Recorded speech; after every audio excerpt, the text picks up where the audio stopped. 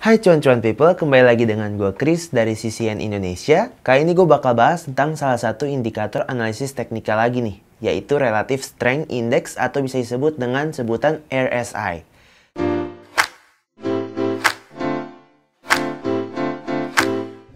Relative Strength Index adalah indikator analisis teknikal yang digunakan trader untuk mengukur volatilitas harga sebuah aset.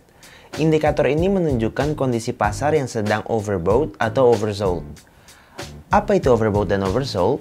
Overbought adalah suatu kondisi di mana harga mengalami kenaikan signifikan dan mencapai titik jenuh beli yang disebabkan oleh aktivitas pembelian yang tinggi. Pada titik ini, harga akan mengalami kesulitan untuk kembali naik. Hal tersebut disebabkan karena arus beli yang semakin menipis. Sedangkan oversold adalah kebalikan dari overbought, yaitu suatu kondisi di mana harga mengalami tekanan jual beberapa kali hingga mencapai titik jenuh jual.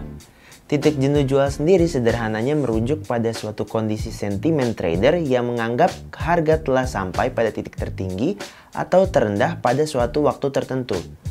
Relative Strength Index ini banyak digunakan oleh trader dan ahli analisis teknikal untuk mengukur perubahan pada harga aset dalam periode 14. Maksudnya adalah 14 hari untuk grafik harian, 14 jam untuk grafik per jam, dan seterusnya. RSI ditampilkan dengan bentuk isolator atau grafik yang bergerak di antara dua titik ekstrim dengan nilai di antara 0 sampai 100. Dengan catatan apabila skala di atas 70 menunjukkan pasar dalam overbought dan apabila skala di bawah 30 berarti pasar dalam kondisi oversold.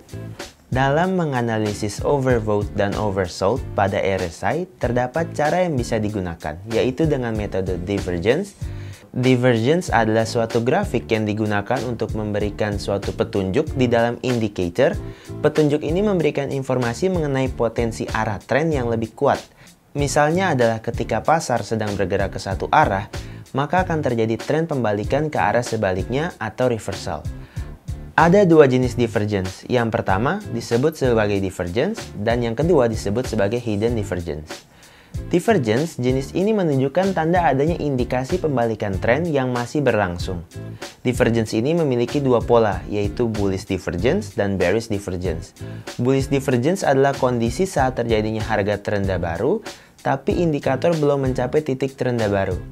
Di sini menandakan bahwa tren yang terjadi sedang lemah dan siap untuk berbalik atau reversal dari tren turun berbalik ke tren naik.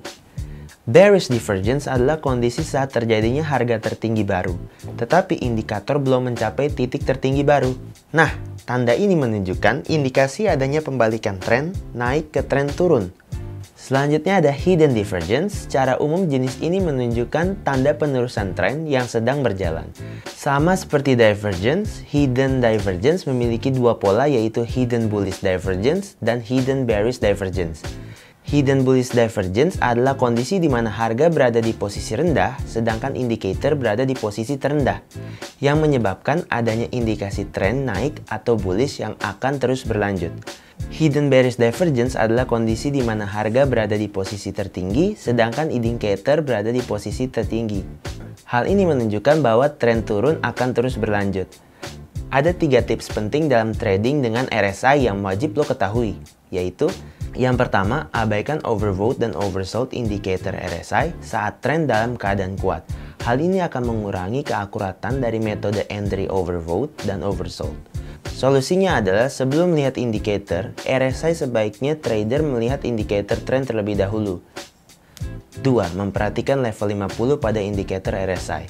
Level 50 atau bisa disebut dikatakan 50% disebut dengan center line. Center line menunjukkan momentum pergantian arah pergerakan harga ketika terjadi retracement atau saat terjadi pergantian arah tren. Center line ini bisa digunakan sebagai tanda melakukan aksi buy dan sell. Kalau center line mengarah ke atas menandakan buy atau sebaliknya jika center line ke arah bawah menandakan sell. Yang ketiga, menggunakan indikator RSI yang disesuaikan dengan time framing. Semakin pendek periode yang dapat digunakan, maka semakin sulit untuk dianalisis. Sebaliknya, jika semakin panjang periode yang digunakan, maka semakin mudah untuk dianalisis sehingga ketepatan akurasi dalam pengukuran semakin tinggi. Segini aja dulu penjelasan dari gua tentang Relative Strength Index. Kalau ada pertanyaan mengenai RSI ini, lo bisa tulis di kolom komentar atau komen langsung di postingan di sosial media CCN Indonesia. Jangan lupa untuk subscribe dan follow sosial media CCN Indonesia untuk mendapatkan informasi tentang dunia kripto. Bye-bye cuan-cuan people!